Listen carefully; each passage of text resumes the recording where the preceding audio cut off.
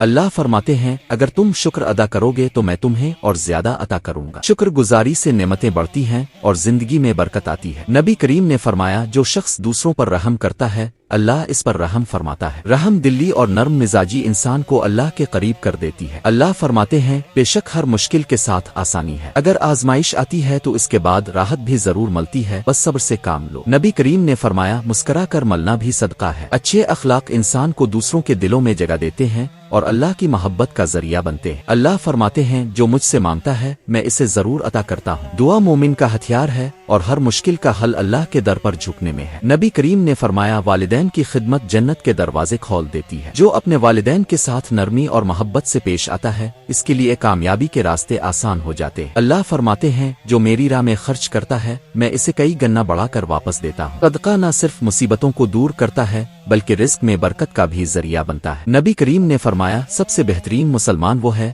جس کے اخلاق سب سے اچھے ہوں۔